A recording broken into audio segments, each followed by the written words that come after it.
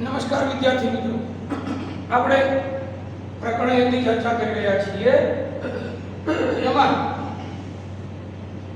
ગયા લેક્ચરની અંદર પ્રકરણ 1 આપણે પૂર્ણ કર્યું છે. સ્વાધ્યાયના અમુક ક્વેશ્ચન છે, પેલા એમસીક્યુ આપ્યા છે, અમુક રાસાયણિક સમીકરણો આપેલા છે. તો આપણે એને જે ડિફિકલ્ટી પ્રમાણે છે એને સોલ્વ કરી નાખીએ. પહેલો પ્રશ્ન છે, નીચે આપેલ પ્રક્રિયા માટેના વિધાનો પૈકી કયા ખોટા છે? એમાં એક સમીકરણ આપ્યું છે 2PbO lead oxide plus carbon એટલે C, પછી તીર વડે દર્શાવ્યું છે નિપજ 2Pb lead plus CO2 carbon dioxide. એટલે આપણને એમ પૂછે છે, ચાર ઓપ્શન આપ્યા છે.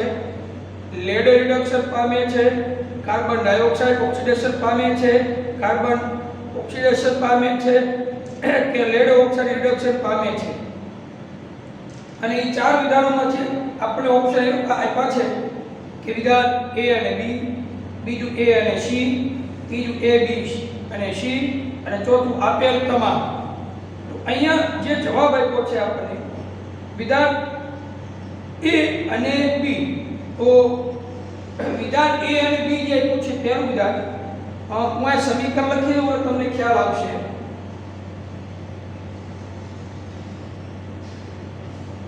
PbO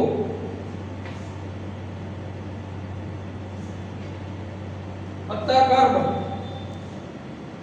નિપજમાં લેડ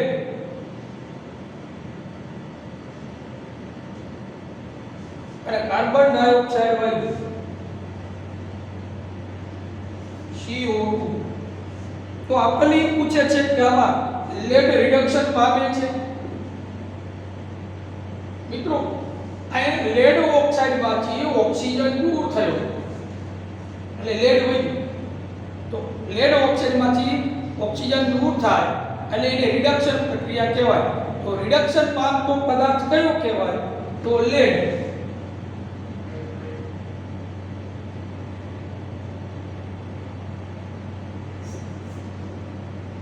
એનો જવાબ આવશે લેડ રિડક્શન પામે છે. બીજું કાર્બન ડાયોક્સાઇડ ઓક્સિડેશન પામે છે. કાર્બન ડાયોક્સાઇડ ઓક્સિડેશન પામે છે. ઓક્સિજન કાર્બન સાથે જોડાય, ઓક્સિજન ઉમેરાતો તો એ પ્રક્રિયાને ઓક્સિડેશન કહેવાય. અહીંયા ઓક્સિડેશન પામતો પદાર્થ કયો થયો? Carbon dioxide CO2. Carbon dioxide oxidation પામે છે.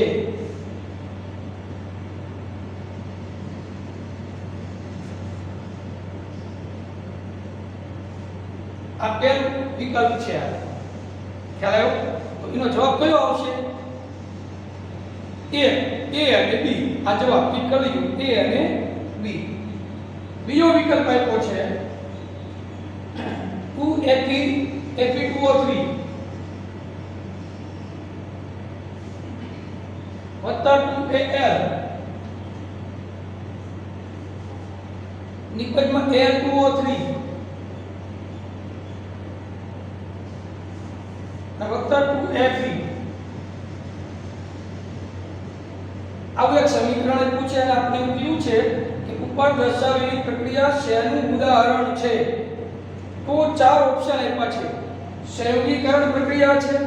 તો મિત્રો સંયોગીકરણ પ્રક્રિયામાં તો નિપજ એક જ બન્યું એટલે ઈ તો નથી. અહીંયા દ્વિવિસ્થાપન પ્રક્રિયા છે. તો અહીંયા આયનોની આપણે દ્વારા થતી ક્રિયા હોય તો દ્વિવિસ્થાપન થાય. ત્રીજું વિઘટન પ્રક્રિયા છે. તો અહીંયા વિઘટન પણ થતું નથી, બે નિપજ મળે છે. અને ચોથું છે વિસ્થાપન પ્રક્રિયા. અહીંયા જવાબ આવશે વિસ્થાપન પ્રક્રિયા D.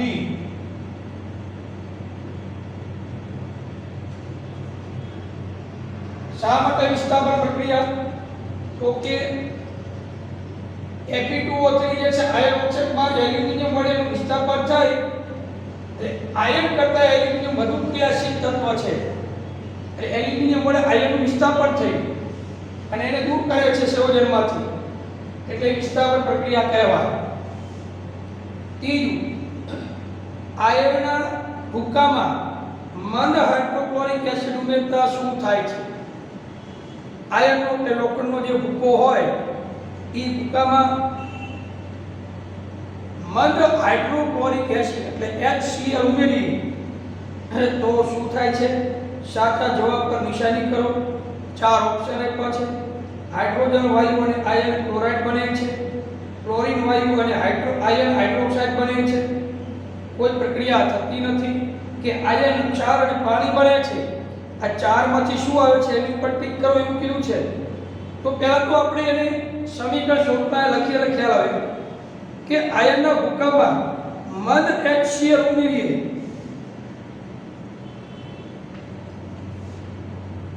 આયનનો ભૂક્કો એટલે મંદ HCl ઉમેરીએ તો શું થાય? તો અહીંયા પ્રક્રિયાને સંતુલિત કરવા માટે અહીંયા 2 મૂકવા પડે. તો H2 હાઇડ્રોજન વાયુ મુક્ત થાય અને FeCl2 આવું મળે. આયન ક્લોરાઇડ આપણને નિપજમાં મળે. તો આનો જવાબ જે આવશે એ આવશે. શું આવશે? એ. શું એ હશે? હાઇડ્રોજન વાયુ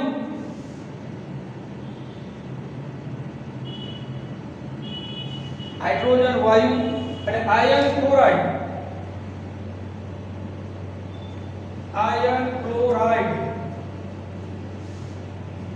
ઉદ્ભવે છે. આવી રીતે આ ત્રીજો વિકલ્પનો જવાબ કયો આવશે? એ. પછી ચોથો આવ્યું છે સંતુલિત રાસાયણિક સમીકરણ શું છે? તો સંતુલિત રાસાયણિક સમીકરણ ને શા માટે સંતુલિત કરવા જોઈએ આવો એક પ્રશ્ન છે. તો જે સમીકરણ તો તમને ખ્યાલ છે, આપણે આગળ ચર્ચા કરી ગયા કે જે સમીકરણમાં પ્રક્રિયક હોય, પ્રક્રિયકો અને જમણી બાજુ નિપજો હોય, એટલે પ્રક્રિયક અને નિપજો બંને તરફ રહેલા પરમાણુની જે સંખ્યા છે એ કેવી હોવી જોઈએ? સમાન હોવી જોઈએ. એટલે સમાન હોય છે તો એવા સમીકરણને સંતુલિત રાસાયણિક સમીકરણ કહેવાય.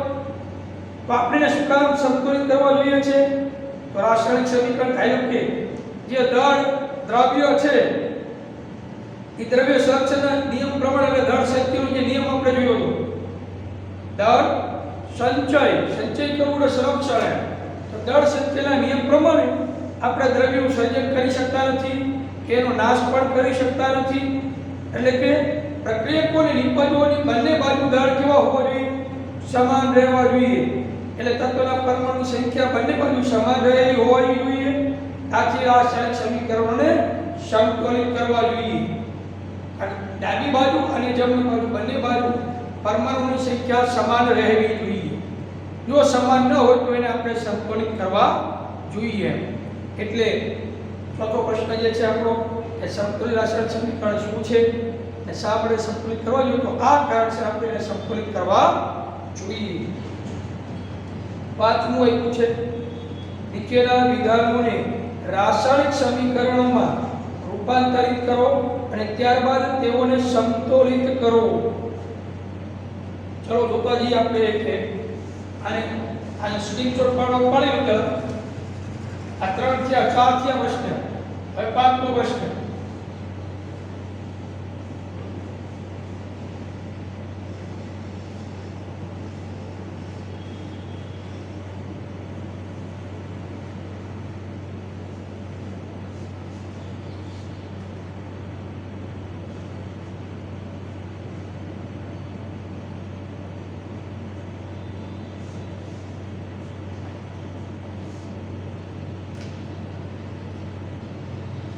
પાંચમો પ્રશ્ન. નીચેના વિધાનોને રાસાયણિક સમીકરણોમાં રૂપાંતરિત કરો અને ત્યારબાદ તેઓને સમતોલિત કરો. પહેલું, પાંચમાનું એ. હાઇડ્રોજન વાયુ નાઇટ્રોજન સાથે સંયોજાઈ એમોનિયા બનાવે છે. હાઇડ્રોજન વાયુ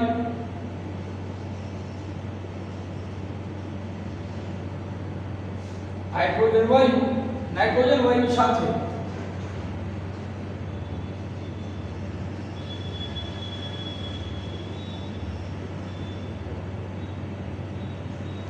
નાઇટ્રોજન વાયુ સાથે સંયોજાય એમોનિયા બનાવે છે.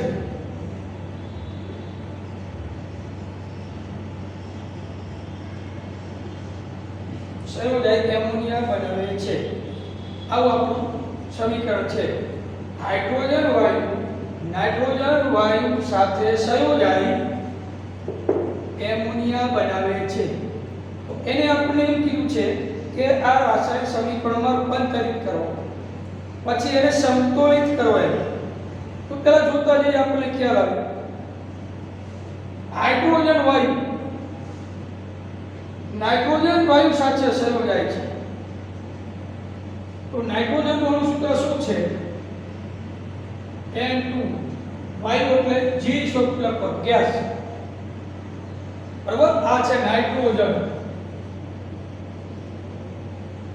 બરાબર? એટલે નાઇટ્રોજન વાયુ સાથે કોણ સંયોજાય છે? Hydrogen H2. શું? H2. હાઇડ્રોજન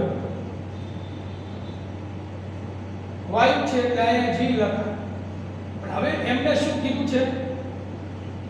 એમણે એવું કીધું છે એમોનિયા બનાવે. એમોનિયા બનવા માટે NH3 બનાવવું જોઈએ. NH3 ammonia. બરાબર? એમોનિયા વાયુ બનાવવા માટે પ્રક્રિયા સંતુલિત કરવી પડે. આ રાસાયણિક સૂત્ર છે ત્યાં નાઇટ્રોજન, હાઇડ્રોજન અને એમોનિયા. તો હવે જુઓ, બે બાજુ અણુ પરમાણુ સરખા છે. આ બાજુ હાઇડ્રોજનના બે, આ બાજુ એક જ છે. હાઇડ્રોજનના બે અને આ બાજુ ત્રણ છે. સંતુલિત કરવા માટે જો નાઇટ્રોજનના બે કરવા અહીંયા આગળ બે મૂકી શકાય. 2NH3 2 મૂકો એટલે બે નાઇટ્રોજન થઈ ગયા. 2 તરી 6 હાઇડ્રોજન. અહીંયા 3 મૂકી શકાય 3H2. આવી રીતે આ રાસાયણિક સમીકરણ સંતુલિત થઈ શકે. બરાબર? બીજું હાઇડ્રોજન સલ્ફાઇડ વાયુ હવામાં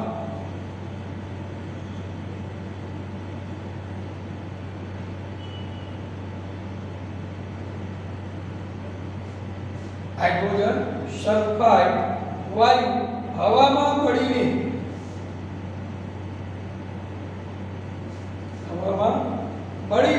એટલે કે દહન પામીને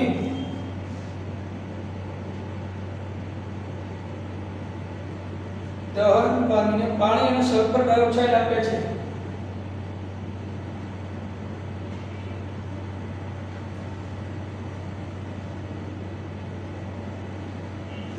સલ્ફર ડાયોક્સાઇડ આપે છે. તો આ બીજું જે આપ્યું છે તો તમને ખ્યાલ આવે. પહેલા તો આપણને હાઇડ્રોજન સલ્ફાઇડ વાયુ કીધો છે. હાઇડ્રોજન સલ્ફાઇડ નું અણુસૂત્ર H2S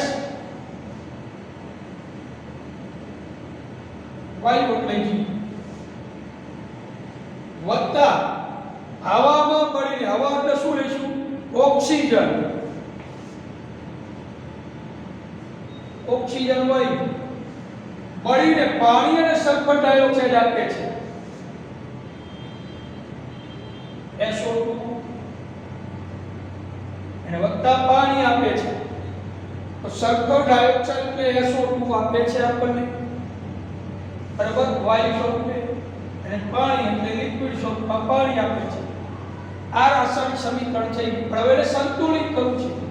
તો સંતુલિત કરવા માટે હાઇડ્રોજનના બે છે, આ બાજુ હાઇડ્રોજન બે છે, સલ્ફર એક છે, આ બાજુ સલ્ફર એક છે, ઓક્સિજન બે છે, ઓક્સિજન 2 એક 3 છે.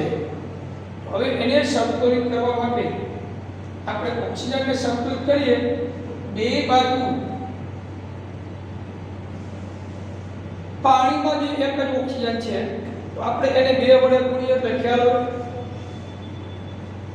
અહીંયા 2 ઓક્સિજન 2 4, અહીંયા પણ 2 મૂકો તો 2 નું 4 થઈ જાય. થઈ જાય ને? હા.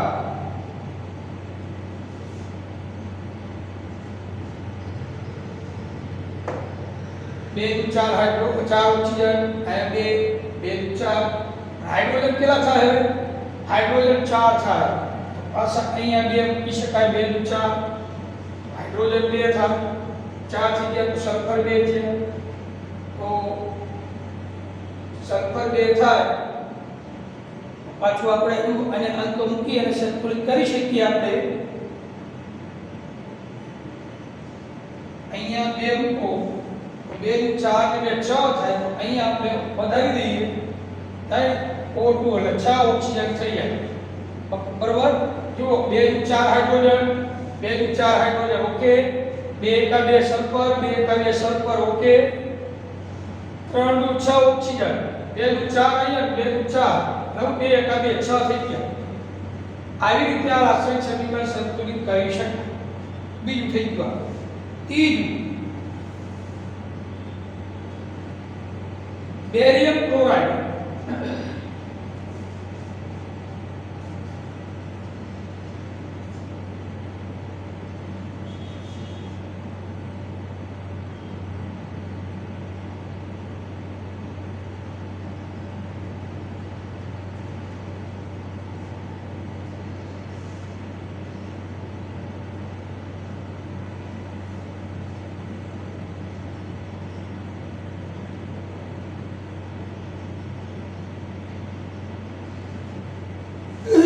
બેરિયમ ક્લોરાઇડ એલ્યુમિનિયમ સલ્ફેટ સાથે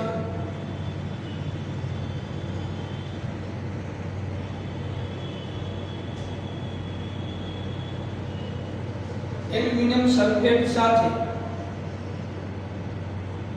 સંયોજાઈને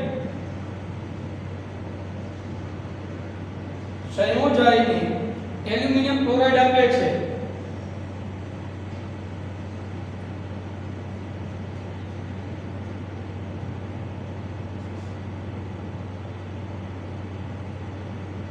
એલ્યુમિનિયમ ક્લોરાઇડ આપે છે તેમજ બેરિયમ સલ્ફેટના અવક્ષેપ આપે છે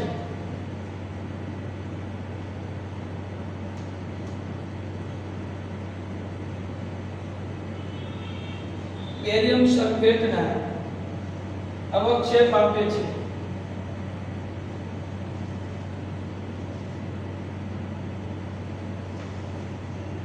આ ત્રીજું ઉદાહરણ છે એનું રાસાયણિક સમીકરણ લખતો આનું સૂત્ર આપણને ખ્યાલ હોવો જોઈએ કારણ કે barium chloride BaCl2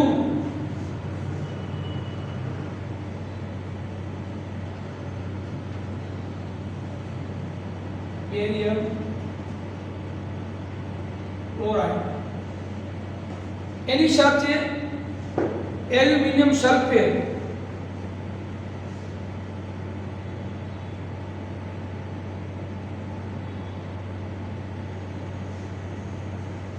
Al2SO4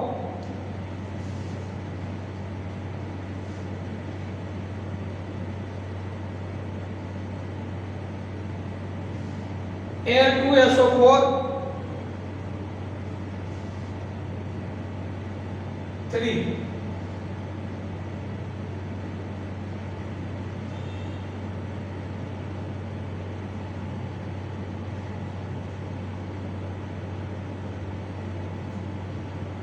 aluminium sulphate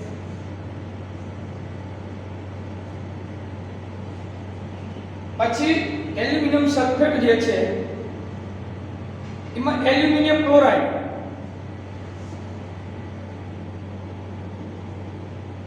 AlCl3 aluminium chloride અને BaSO4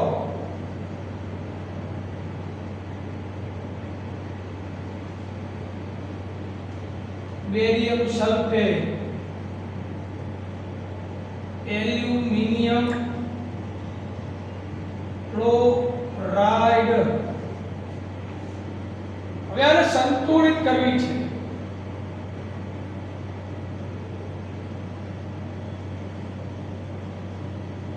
એલ્યુમિનિયમ અહીંયા 2 છે તો અહીંયા 2 મૂકો તો 2 3 6 કોઈ 6 થાય અહીંયા 3 મૂકો એટલે 3 નું 6 કોઈ તો 2 જેમ 3 થાય અહીંયા 3 મૂકો એટલે 3BaSO4 અહીંયા પ્રક્રિયા સંતુલિત થઈ ગઈ અહીંયા 3 મૂકા અહીંયા 2 અને 3 મૂકો એટલે પ્રક્રિયા સંતુલિત થઈ જાય કે ડી ચોથું પોટેશિયમ ધાતુ પાણી સાથે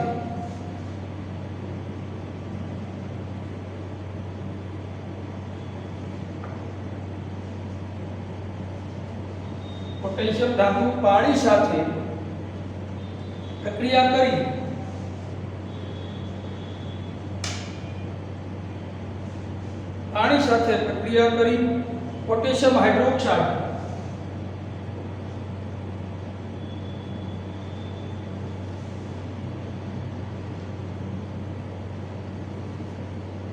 પોટેશિયમ હાઇડ્રોક્સાઇડ અને હાઇડ્રોજન વાયુ આપે છે.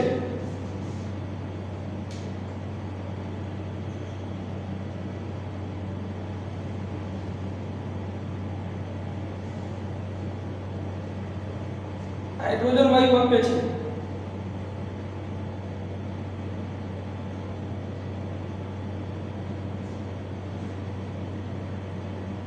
પોટેશિયમ ધાતુ એટલે કે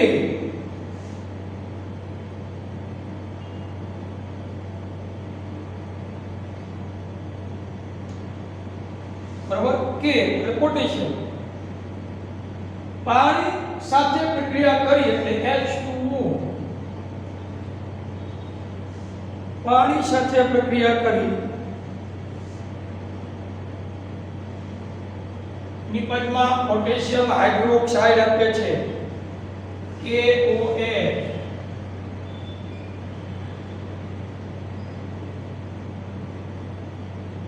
પોટેશિયમ હાઇડ્રોક્સાઇડ વત્તા હાઇડ્રોજન H2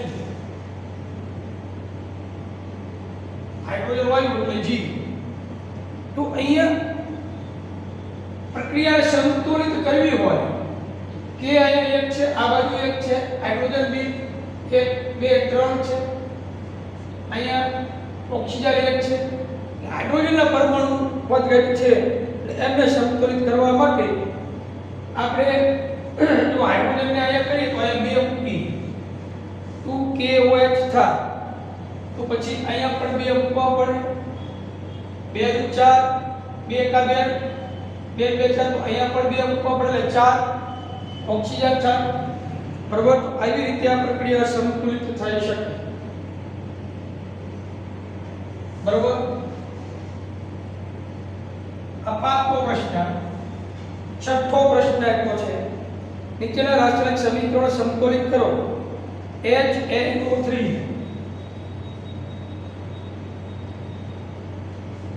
HNO3 વત્તા CaOH2 કેલ્શિયમ હાઇડ્રોક્સાઇડ અવસ્થાઓ આપેલી નથી. કેલ્શિયમ નાઇટ્રેટ CaNO3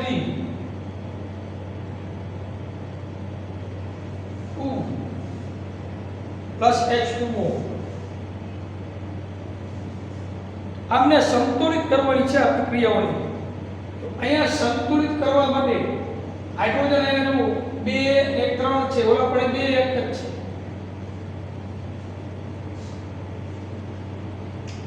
નાઇટ્રોજન 2 છે અહીંયા નાઇટ્રોજન 2 કરવા માટે અહીંયા 2 લખવા પડે 2HNO3 લખવા પડે અને 2 એકા 2 હાઇડ્રોજન 2 આ બાજુ 4 ઓક્સી એક કામ કરી આપણે 2 2 4 થાય અહીંયા 2 મૂકી એટલે 2 4 હાઇડ્રોજન ઓક્સિજન જુઓ 3 નું 6 7 ઓક્સિજન છે 3 નું 6 અને 8 ઓક્સિજન થાય છે.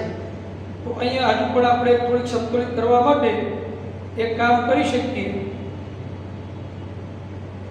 2 3 નું 6 ને 8 આ બાજુ પણ 8 છે 2 એકા 2 હાઇડ્રોજન 2 ઓક્સિજન અહીંયા 6 8 અહીંયા 2 આયન 6 8 થઈ ગયા. ઓકે આ પ્રક્રિયા સંતુલિત થઈ ગઈ. ફક્ત અહીંયા 2 મૂકા છે અને અહીંયા 2 મૂકા એટલે રાસાયણિક પ્રક્રિયા સંતુલિત થઈ. બીજી NaOH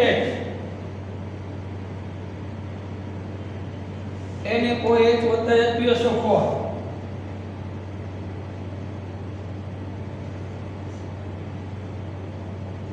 H2SO4 Na2SO4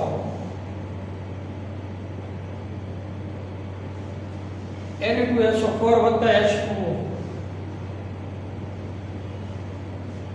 સોડિયમ 2 છે ત્યાં આગળ 2 મૂકી શકાય તો 2 સોડિયમ થઈ ગયા 2 ઓક્સિજન 4 ને 2 6 અહીંયા 4 ને 5 હાઇડ્રોજન 2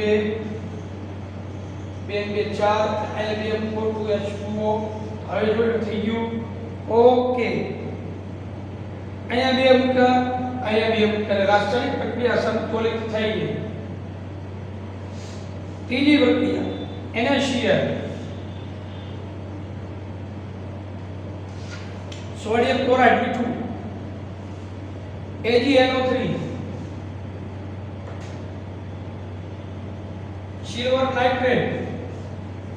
સિલ્વર નાઇટ્રેટ કહેવાય AgNO3 AgCl silver chloride AgCl વત્તા NaNO3 સોડિયમ નાઇટ્રેટ અહીંયા સોડિયમ એક તેની બાજુ સોડિયમ એક અહીંયા ચાંદી એક ક્લોરીન એક નાઇટ્રોજન એક O3 બે બાજુ પ્રક્રિયા સંતુલિત છે આને સંતુલિત કરવાની જરૂર રહેતી નથી કમ્પ્લીટ છે સોડિયમ એક ક્લોરીન એક ચાંદી એક નાઇટ્રોજન એક ઓક્સિજન ત્રણ આ ઓલરેડી પ્રક્રિયા સંતુલિત જ છે એટલે સંતુલિત કરવાની થશે નહીં ચોથી BaCl2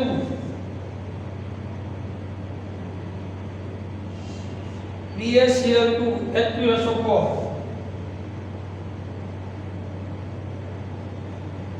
H2SO4 BaSO4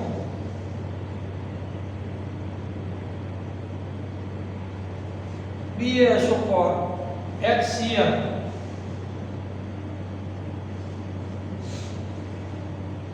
અહીંયા બેરિયમ એક ક્લોરીન 2 છે અહીંયા બગડો ઉકળી આગળ હાઇડ્રોજન 2 અહીંયા હાઇડ્રોજન 2 SO4 કમ્પ્લીટ ખાલી એક બગડો ઉપર પ્રક્રિયા સંતુલિત થઈ ગઈ 2HCl મૂકો એટલે પ્રક્રિયા સંતુલિત થઈ ગઈ આ રીતે આ રાસાયણિક સમીકરણો સંતુલિત કરી શક્યા નીચે આપેલ રાસાયણિક પ્રક્રિયા વડે સંતુલિત રાસાયણિક સમીકરણ લખો ગુજરાતી આપ્યા છે એની પરથી આપણે સંતુલિત રાસાયણિક સમીકરણ લખવાના છે જોતા જઈએ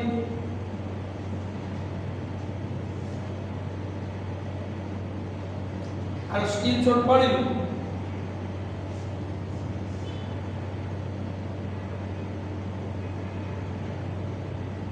ઓકે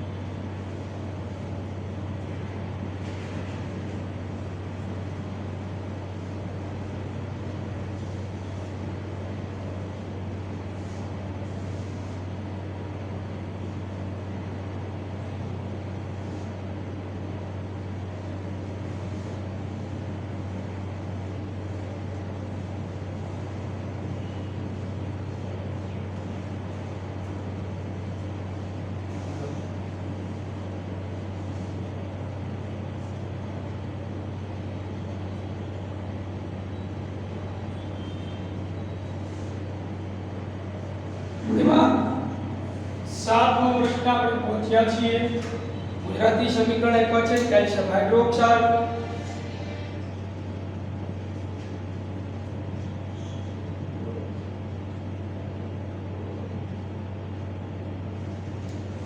કેલ્શિયમ હાઇડ્રોક્સાઇડ વત્તા કાર્બન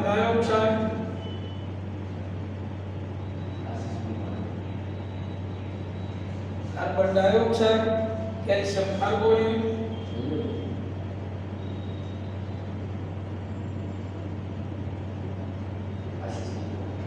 કેલ્શિયમ કાર્બોનેટ વત્તા પાણી ગુજરાતી સમીકરણ આપણે આપેલા છે એમાંથી રાસાયણિક સમીકરણ આપણે સંતુલિત કરીએ તમે જોઈ શકો છો એના અણુ સૂત્ર આપણે આવડતા હોવા જોઈએ કેલ્શિયમ હાઇડ્રોક્સાઇડ Ca કૌંસમાં લખવાય OH2 કેલ્શિયમ હાઇડ્રોક્સાઇડ પછી આપણે શું કીધું સંતુલિત કીધા ને ઓકે AQ કાર્બન ડાયોક્સાઇડ એટલે CO2 વાયુ સ્વરૂપે. અને કેલ્શિયમ કાર્બોનેટ એટલે CaCO3 કેલ્શિયમ કાર્બોનેટ વત્તા પાણી કીધું છે. શું કીધું છે? પાણી H2O. બરાબર. આ જોઈ લો ને સંતુલિત કરવું પડ્યું છે. કેલ્શિયમ એક આ એક OH બે તો બે અને 4 ઓક્સિજન 3 ને 4 ઓક્સિજન હાઇડ્રોજન ને કમ્પ્લીટ જ છે, સંતુલિત જ છે આ. બરાબર. બીજું ઝીંક વત્તા સિલ્વર નાઇટ્રેટ.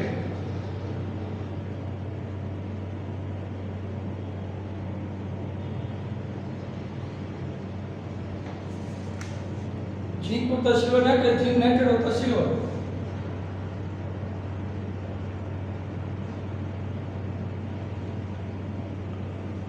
ઝીંક એટલે ZN S લખી શકાય. શું લખાય? S. અને AgNO3 સિલ્વર નાઇટ્રેટ.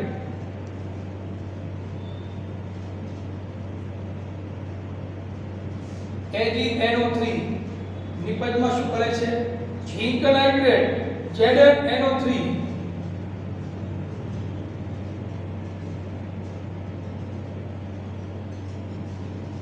અને વત્તા સિલ્વર એટલે Ag. બરોબર. ઝીંક વડે સિલ્વરનું વિસ્થાપન થયું છે એવું દર્શાવે છે.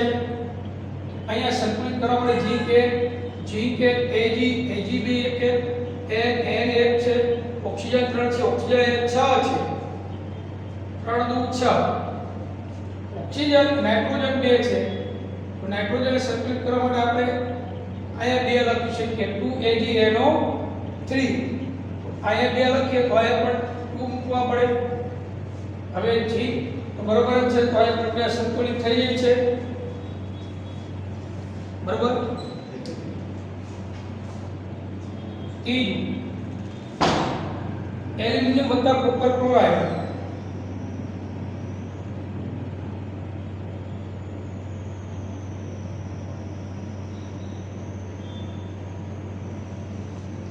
એલ્યુમિનિયમ વત્તા કોપર ક્લોરાઇડ. એલ્યુમિનિયમ ક્લોરાઇડ વત્તા કોપર.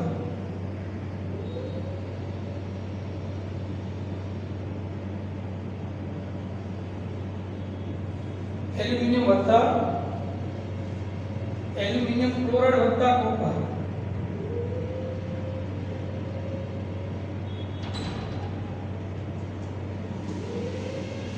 તો એલ્યુમિનિયમની સંજ્ઞા આપણને ખબર છે Al વત્તા કોપર ક્લોરાઇડ એટલે CuCl2.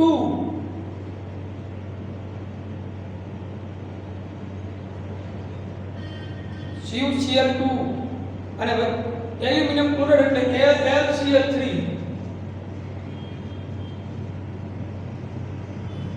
AlCl3 અને કોપર Cu S. અને સંતુલિત કરીએ છે આપણે તો ક્લોરીન 3 છે, ક્લોરીન 2 અને 3 છે, કોપર સરખા છે. એના માટે આપણે કામ કરીએ અને 3 વડે ગુણીએ. 3 નું 6 ક્લોરીન અને 2 વડે 2 3 6 2Al થાય. અહીં 2 મૂકવા પડે, 2Al કરવા પડે. બરાબર. અને 3 કોપર છે તો 3 મૂકવા પડે, 3Cu. તો આ પ્રક્રિયા સંતુલિત થઈ જાય. ચોથું barium chloride.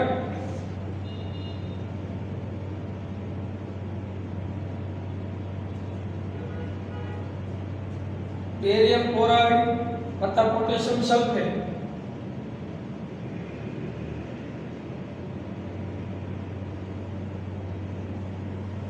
Potassium sulphate, barium sulphate.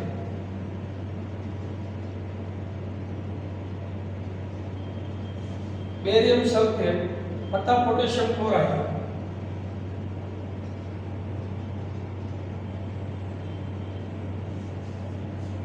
Barium chloride નું સૂત્ર આપણને ખબર છે BaCl2. BaCl2 પછી પોટેશિયમ સલ્ફેટ. પોટેશિયમ સલ્ફેટ એટલે K2SO4.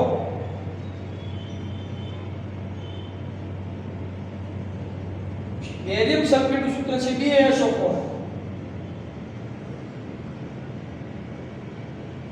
અને પોટેશિયમ ક્લોરાઇડ એટલે KCl.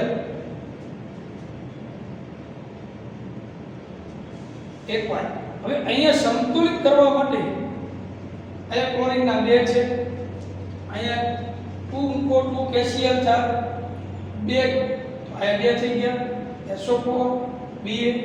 અહીંયા પ્રક્રિયા સંતુલિત થઈ ગઈ, ખાલી 2 એક જ ઉપર આવે. બરોબર.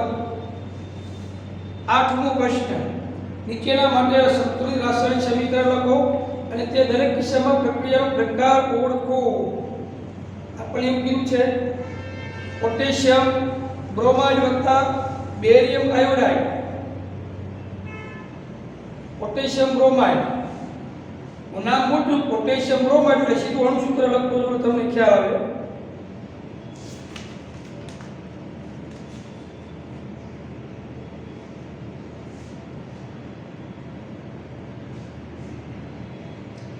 પોટેશિયમ બ્રોમાઇડ એટલે કે એક ક્યુ કીધું ને આ પોટેશિયમ બ્રોમાઇડ AQ KBr. પછી શું કીધું વત્તા barium iodide. Barium iodide BaI2. પછી નિપજમાં શું આપ્યું છે પોટેશિયમ આયોડાઇડ KR.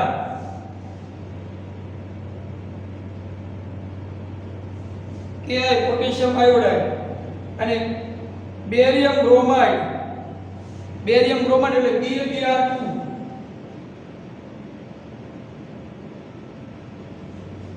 આ સંતુલિત કરવું કીધું છે આપણને. સમીકરણ લખ્યું અને પ્રક્રિયા પછી ઓળખવાની કયો પ્રકાર છે આ. તો પહેલા તો સંતુલિત કરી રાખીએ. અહીંયા 1 છે, અહીંયા 1 છે, I2 એટલે અહીંયા 2 મૂકી શકે, એટલે અહીંયા 2 મૂકો, અહીંયા પણ 2 મૂકવા પડે. બરાબર. BI2 કમ્પ્લીટ પ્રક્રિયા સંતુલિત થઈ ગઈ છે. આ પ્રક્રિયાથી દ્વિવિસ્થાપન પ્રક્રિયા છે. કેવી છે? દ્વિવિસ્થાપન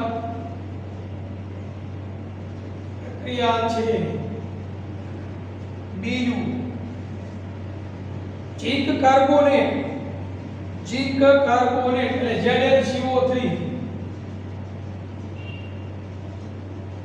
ઝિંક કાર્બોનેટ વત્તા ઝિંક ઓક્સાઇડ.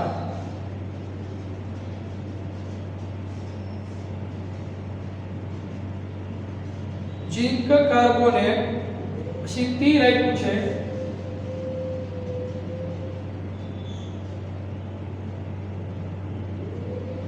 ઝિંક કાર્બોનેટ માંથી ઝિંક ઓક્સાઇડ અને વત્તા કાર્બન ડાયોક્સાઇડ. આ તો વિઘટન પ્રક્રિયા થઈ. જો સંતુલિત છે કાઈ એને કઈ કાર્બન ઓકે સંતુલિત જ છે. અહીંયા ZnCO3 ZnCO2 આ પ્રક્રિયા એક વિઘટન પ્રક્રિયા છે.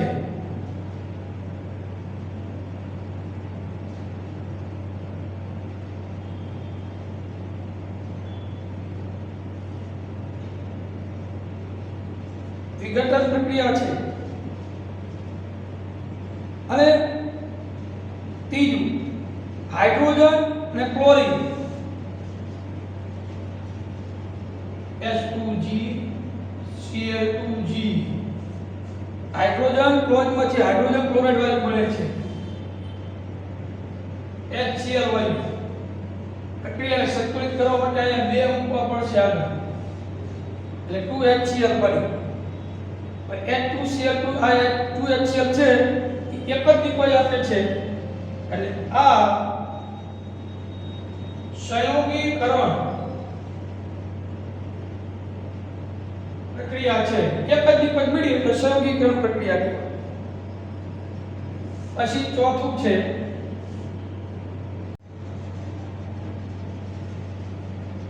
એટલે magnesium hydrochloric acid, magnesium chloride અને H2 એટલે હાઇડ્રોજન વાયુ ઉત્પન્ન થાય છે.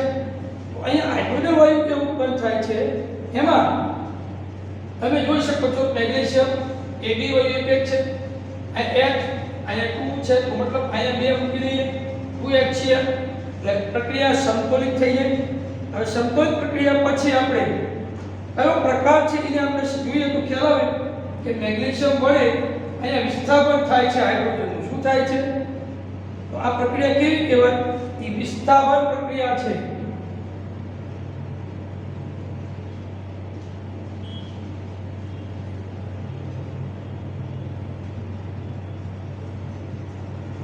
વિસ્થાપન પ્રક્રિયા છે. પછી ઉષ્માક્ષેપક અને ઉષ્મા શોષક પ્રક્રિયાઓ એટલે શું? ઉદાહરણ આપો. તો ઉષ્માક્ષેપક એટલે જે રાસાયણિક પ્રક્રિયામાં ઊર્જા મુક્ત થતી હોય એને ઉષ્માક્ષેપક પ્રક્રિયા કહેવાય. અને જે રાસાયણિક પ્રક્રિયામાં ઉષ્માનું શોષણ થતું હોય એવી રાસાયણિક પ્રક્રિયા ઉષ્મા શોષક પ્રક્રિયા કહેવાય. એના ઉદાહરણ આપણે જોઈએ છીએ આગળ, બરોબર. પછી શ્વસનની ઉષ્માક્ષેપક પ્રક્રિયા ઘણા સાથે કરવામાં આવે છે, સમજાવો. તો એનો પણ આપણે આગળ ચર્ચા કરી ગયા છીએ. વિઘટન પ્રક્રિયાઓ સંયુગીકરણ પ્રક્રિયાની વિરુદ્ધ પ્રક્રિયા શા માટે કહેવાય છે? આ પ્રક્રિયા માટે સમીકરણ લખવું એવું કહે છે. તો અહીંયા વિઘટન પ્રક્રિયા સંયુગીકરણ પ્રક્રિયા એ વિરુદ્ધ એટલા માટે છે કે તમે જો સંયુગીકરણ પ્રક્રિયામાં એક જ નિપજ બની, બે થી વધારે પ્રક્રિયાઓ ભેગા થઈ કેટલી નિપજ બને? એક જ નિપજ. જ્યારે વિઘટનમાં શું થાય છે તો કે વિઘટન પ્રક્રિયામાં એક જ પ્રક્રિયામાંથી બે થી વધારે સંયોજનો બને છે. એટલે વિઘટન અને સંયુગીકરણ પ્રક્રિયા એ બે એકબીજાથી વિરુદ્ધ છે. એ વિઘટન પ્રક્રિયાનો એક સમીકરણ દર્શાવો કે જેમાં ઊર્જા ઉષ્મા સ્વરૂપે, પ્રકાશ અથવા વિદ્યુત સ્વરૂપે મળે. આવી ત્રણેય વિઘટન પ્રક્રિયાઓ મેં તમને શીખવાડી. ઉષ્મા સ્વરૂપે વિઘટન શીખી ગયા, વિદ્યુત વિભાજન પાણીનું એ પણ શીખી ગયા, અને આપણે સૂર્યપ્રકાશ વડે જે શ્વેત શ્યામ બ્લેક એન્ડ વ્હાઇટ ફોટોગ્રાફી વપરાય છે એ પણ આપણે ચેક કરી ગયા છીએ. વિઘટન પ્રક્રિયા. વિસ્થાપન પ્રક્રિયા અને વિસ્થાપન પ્રક્રિયા વચ્ચે શું તફાવત છે? આ પ્રક્રિયામાં તફાવત આપણે લખી શકીએ. એના સમીકરણ આપણે આગળ લખેલા હતા. સિલ્વરના શુદ્ધિકરણ કોપર ધાતુ દ્વારા સિલ્વરના દ્રવમાંથી સિલ્વરની પ્રાપ્તિ વિસ્થાપન પ્રક્રિયા મારફતે થાય. એમાં સમષ્ટિ પ્રક્રિયા જે છે એ આપણે આગળ સમજાવી દીધી. ઓક્સિજનનું ઉમેરાવું અથવા દૂર થવું એના આધારે જે પદો આપ્યા છે, ઓક્સિડેશન, રિડક્શન. ઓક્સિડેશન એટલે શું? તો કે જે રાસાયણિક પ્રક્રિયા દરમિયાન ઓક્સિજન ઉમેરાતો હોય અથવા હાઇડ્રોજન દૂર થતો હોય એને ઓક્સિડેશન કહેવાય. અથવા રિડક્શનમાં હાઇડ્રોજન ઉમેરાતો હોય તો ઓક્સિજન દૂર થતો હોય તો રિડક્શન પ્રક્રિયા કહે છે. તો એની પર ચર્ચા કરી ગઈ. પછી એક ચળકતા કથ્થાઈ રંગના તત્વ એક હવામાં ગરમ કરતા તે કાળા રંગનું બને છે. તો આ જે કાળા રંગનું બને છે એ X તત્વ X તમે બનતા કાળાના પૂછવાનું નામ શું છે? તો એ X નું નામ છે કોપર, અને જે બને છે એ કોપર ઓક્સાઇડ બને છે. શું બને છે? Copper oxide. લોખંડની વસ્તુઓ પર આપણે શા માટે રંગ લગાડીએ છીએ? કારણ કે લોખંડને ભેજ અને પાણીથી બચાવવા માટે, એટલે લાંબો સમય ટકી રહે અને કાટ ન લાગે એટલા માટે આપણે લોખંડ ઉપર કલરનું અસ્તર ચડાવીએ છીએ. એટલે આપણે કલર રંગ કહીએ છીએ. તેલ તેમજ ચરબી ખાદ્ય પદાર્થોની સાથે નાઇટ્રોજન વાયુને ભરવામાં આવે. શા માટે? ખબર છે કે બટાકાની વેફર કે ચિપ્સ આપણે યાર ખાઈએ તો એમાં નિષ્ક્રિય વાયુ જે નાઇટ્રોજન જો ભરેલો ન હોય તો બટાકાની વેફર લાંબા સમય બગડી જાય, ખરાબ થઈ જાય, એની ગંધ અને સ્વાદમાં ફેરફાર થાય. એ બગડે નહીં કે ગંધમાં ફેરફાર ન થાય તેમાં નાઇટ્રોજન વાયુ નિષ્ક્રિય વાયુ ભરવામાં આવતો હોય છે. એટલે એનું એન્ટીઓક્સિડન્ટ તરીકે ઉપયોગ થાય છે નાઇટ્રોજન, બરોબર. એટલે સ્વાસ્થ્ય માટે નુકસાનકારક સાબિત થાય. અને ક્ષારણ અને કોરાપણું છે એ કાચની ટુકડો છે એ આપણે PDF માં મોકલાવી દીધી છે. કાલે તો દરેક જે પ્રશ્ન લખવાના સ્વાધ્યાય છે લખવાના, જે આવી જતો નહીં લખવાના. હું તમને આજે પછી PDF મોકલાવીશ. આજે આપણે આ પ્રકરણ અહીંયા પૂરું કરીએ છીએ. નમસ્કાર.